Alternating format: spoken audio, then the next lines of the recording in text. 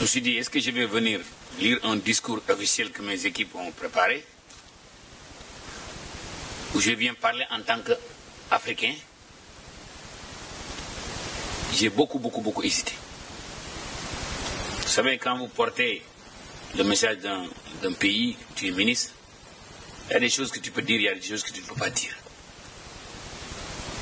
Mais je me suis dit que peut-être comme on est des Africains entre nous, on doit être en mesure de se dire les choses très honnêtement. L'ARA existe depuis 2013, n'est-ce pas? La situation que traversent nos pays est une responsabilité qui nous incombe nous tous.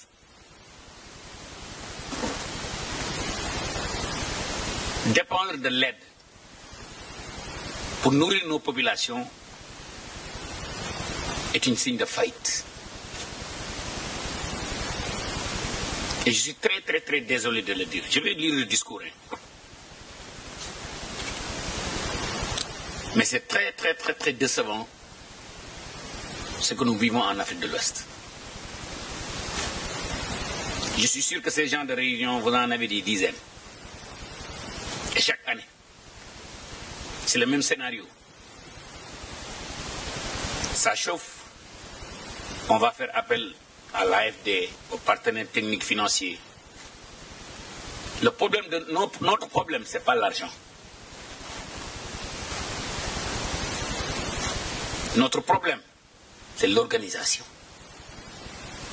Ce n'est pas l'argent. Moi, je viens de prendre le ministère. Seulement les montants d'argent que j'ai trouvés, déjà approuvés, dépassent plus de 400 millions de dollars. 400 millions de dollars, seulement pour le Sénégal. Hein. Vous imaginez maintenant pour les 15 pays de la CEDEAO?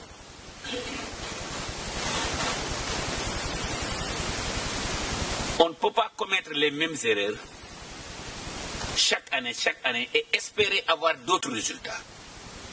Avoir 51 millions de personnes. Et on me dit qu'en l'espace de 5 ans, le nombre est multiplié par 4. Nous devons revoir nos méthodes. Et qu'on ait la franchise de se le dire ouvertement et très franchement. Vous me permettez de parler un peu de politique. La jeunesse partout en Afrique de l'Ouest s'est prononcée. Regardez ce qui s'est passé au Sénégal. Regardez ce qui s'est passé en Guinée. Etc. Il est temps que la CEDEAO prenne ses responsabilités par rapport à ce qui se passe dans nos pays. Et qu'on prenne la responsabilité de se dire que c'est à nous de nourrir notre population. On ne peut plus continuer sur l'aide et on ne doit plus continuer sur l'aide. Regardez la vallée du fleuve Sénégal. Le Sénégal importe 1070 milliards de francs CFA en denrées alimentaires. L'Afrique de l'Ouest, l'Afrique importe 30 milliards de dollars en denrées alimentaires. Si on ne fait rien, ça va être 120 milliards de dollars. Importer autant de nourriture, c'est exporter des jobs. C'est exporter des emplois. Vous me permettez de le répéter. Importer autant de nourriture pour nourrir nos populations, c'est exporter des emplois. Le Ghana importe plus de 300 millions de dollars de poulet. La Guinée importe plus de 50 millions de dollars de poulet. Le Sénégal importe plus de 450 000 tonnes de maïs. Le Sénégal importe plus de 210 000 tonnes d'huile. Le Sénégal importe plus de 860 000 tonnes de blé. Le Sénégal importe plus de 347 000 tonnes de fruits et légumes. Et ce constat est quasiment général dans tous les pays de l'Afrique de l'Ouest. On n'a pas besoin de ces centaines de conférences qui se tiennent chaque fois, chaque année. Adressons les vrais problèmes.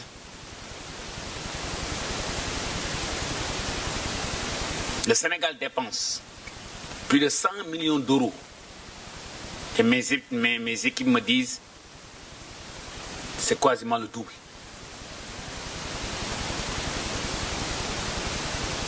en lait en poudre. Le Mali, la même chose. La Mauritanie, quasiment la même chose. À mon humble avis, la CEDEAO doit revoir sa méthode de faire. Et qu'on ait l'objectivité de le dire entre nous.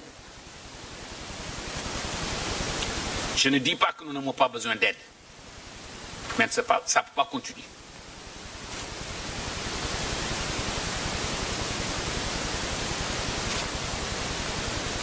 Nous parlons de stockage. J'ai vu la CEDEAO faire des initiatives. J'ai vu l'IMOA faire des initiatives. Et les pays à leur niveau font aussi des initiatives.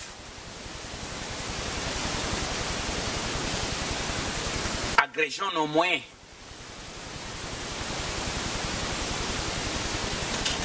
Agrégeons nos moyens. Je vous donne un petit exemple.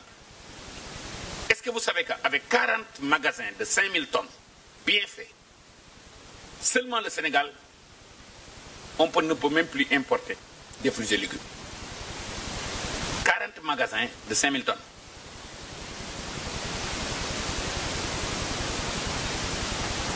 Vous imaginez si la CEDEAO vient, l'IMOA vient, le pays donne sa contribution, avec l'appui des partenaires techniques, la BOAD, la BIDC, la Banque africaine de développement, les crédits export, et on ne peut pas régler ces problèmes. Il y a un problème. Et j'ai l'intime conviction que c'est possible de le faire.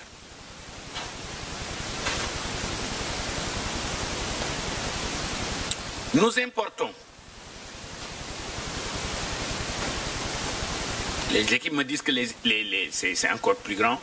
Mais imaginez que l'on reste sur la base de 100 millions d'euros de lait en poudre. D'après les techniciens, c'est l'équivalent de 300 millions de litres. 300 millions de litres avec 55 000 vaches laitières. Même si on devrait croiser les vaches locales, le Sénégal, avec le programme de ANIPL, a montré que c'est possible. Qatar, d'un coup, ils ont importé 50 000 vaches. Vous imaginez les conditions désertiques. Si Qatar peut le faire, pourquoi pas nous? Et Einstein disait, on ne peut pas faire les mêmes erreurs et espérer avoir des résultats différents.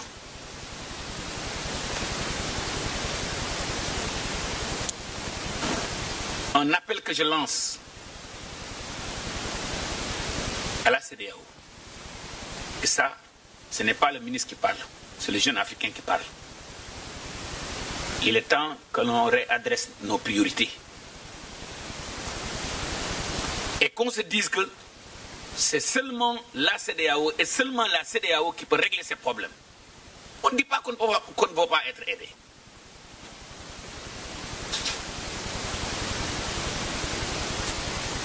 Vous me permettez de rappeler un petit fait. En 2019, quand je suis revenu dans la sous-région, comme vice-président finance de la Banque d'investissement et de développement de la CEDEAO, j'ai mobilisé 430 millions de dollars pour financer les engrais.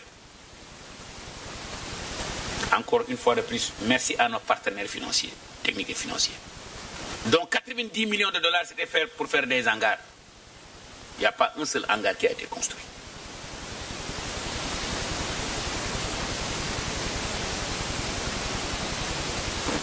Un seul hangar qui a été construit.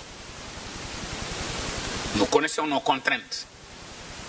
Aujourd'hui, 90% de ces traders d'engrais, peut-être ils ont des problèmes de balance sheet. Nos États, peut-être, ont des problèmes de capacité d'endettement. Mais au niveau de la CEDEAO, quand les gens ont voulu régler des problèmes avec Covid, vous avez vu, le problème a été réglé, non? Le financement de notre secteur agricole. Peut-être la CEDEAO doit en faire une priorité.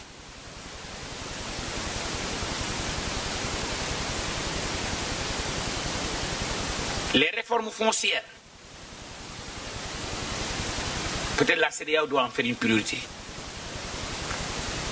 La diaspora est prête à investir. Vous avez vu les montants d'argent que la diaspora envoie sur l'Afrique. C'est beaucoup plus que l'aide au développement.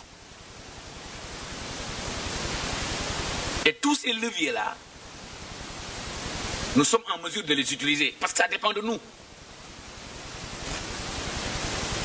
Je vous donne un petit exemple. Au Sénégal, le seul fait, si l'État pourrait dire à chaque personne qui a 1 hectare de terre et qui a fait un investissement de X, je vous donne automatiquement un bail agricole, vous allez voir, les banques vont suivre. Ça ne dépend pas de nous. Ça, on n'a pas besoin de l'AFD pour venir le faire.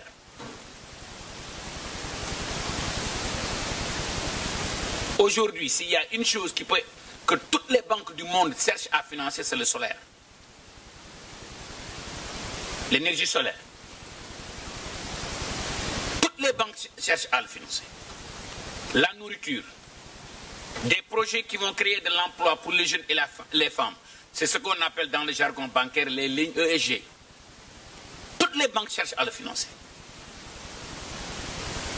Imaginez ensemble, les pays de la CEDEAO se disent, on va faire 500 MW de solaire ou 1000 MW de solaire. On va électrifier ruralement. On va faire de l'électrification rurale. Chaque parcelle agricole, on va mettre du solaire. Le crédit carbone qu'on aura là-bas, on va le vendre à ces pays qui nous disent qu'ils vont nous aider. Et on prend ces... Combien de pays africains ont un fonds agricole qui marche? Très peu. Regardez le Maroc. En 20 ans, ce qu'ils ont fait. En 30 ans, ce qu'ils ont fait. Comment vous pouvez imaginer un camion qui quitte le Maroc, qui fait 3000 km et qui peut venir vendre des poivrons chez nous? Il y a un problème. Maintenant, vous me permettez. Ce n'est pas le ministre qui parle, c'est les jeunes africains qui parlent.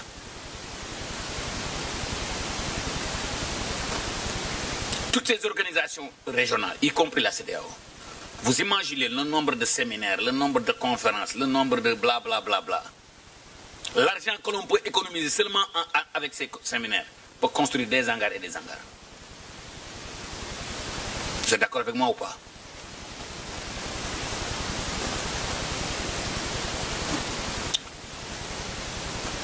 Maintenant, peut-être c'était un peu surprenant de voir un ministre amasser comme ça, n'est-ce pas? N'est-ce pas? Et cela montre que l'envie que j'ai pour que ça change. Et pourquoi je n'ai pas voulu lire ce discours-là? Mes équipes ont préparé un très bon discours et au passage, je remercie le secrétaire général qui est là. Mais j'ai voulu être quitte avec ma propre conscience. Vous savez, en 4 ans, après avoir travaillé 30 ans à l'étranger, et que j'ai décidé de revenir chez moi, je me suis dit que peut-être le bon Dieu m'a donné la chance de gagner de l'argent. Mais j'ai le devoir de créer des emplois chez moi. À l'espace de moins de 4 ans, on a créé plus de 100 emplois. Nous produisons plus de 4 millions de poulets. Cela montre qu'en Afrique, c'est bel et bien possible de le faire. Il y a un jeune footballeur malien, après avoir gagné de l'argent, il a fait la même chose chez lui. C'est Keita, je ne sais pas. Seydou Keita. Il y a des choses que les fonctionnaires savent faire, mais il y a des choses qu'ils ne savent pas faire. Peut-être l'opportunité pour la CEDEAO de s'appuyer sur le secteur privé.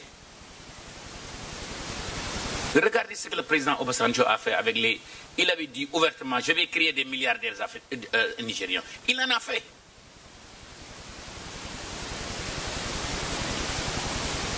J'ai énormément de respect pour la CEDEAO. Énormément de respect pour les populations de la CEDEAO. Regardez combien de jeunes africains à l'étranger, ils excellent tous. Pourquoi quand qu'on vient chez nous, on a des problèmes? Le problème, ce n'est pas l'argent. Et vous m'excusez du terme de le dire très ouvertement. On ne peut pas continuer à commander et nourrir nos populations. C'est devenu le business model de l'Afrique. À chaque fois que ça chauffe, l'AFD va venir, la communauté européenne va venir, les Chinois vont venir. Regardez en moins de 20 ans ce que Kagame a fait de son pays. Je demeure absolument convaincu que les Africains peuvent nourrir l'Afrique et même exporter de la nourriture. Le Maroc l'a fait. Qu'est-ce qu'ils ont de plus que nous?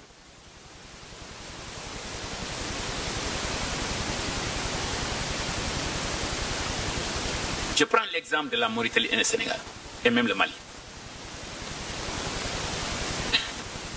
On a la chance d'avoir l'OMVS. On a la chance d'avoir le fleuve Sénégal. On a la chance d'avoir la CEDEAO. On a la chance d'avoir l'ARA. On a la chance d'avoir une banque africaine de développement, dont le président actuellement est l'ancien ministre de l'Agriculture. On a tous les ingrédients pour que ça marche. Mettons les hommes à la place qu'il faut. Mettons nos sous sur nos priorités. Gouvernance, gouvernance et gouvernance. En tout cas, je vous souhaite, peut-être j'aurais dû commencer par là-bas, mais le sujet me passionne tellement que des fois je m'emporte. En tout cas, je vous souhaite une très bonne arrivée au Sénégal. Et sachez que la seule chose qui nous anime, c'est que les choses bougent. La jeunesse et les femmes ont montré à plusieurs reprises, à plusieurs occasions, qu'on a envie que ça change.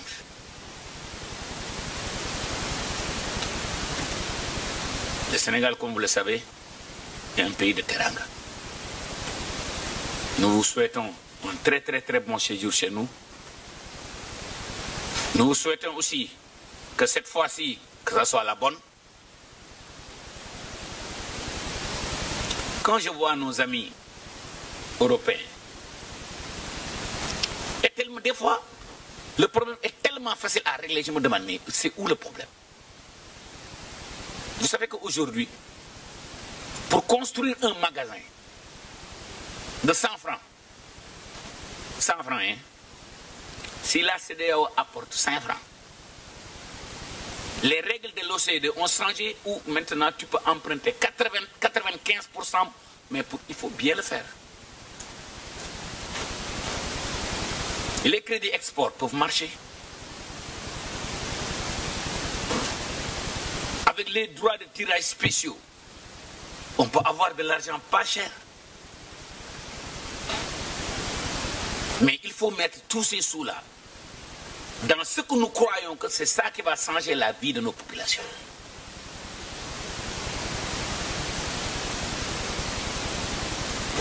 Et j'ai l'intime conviction que c'est possible.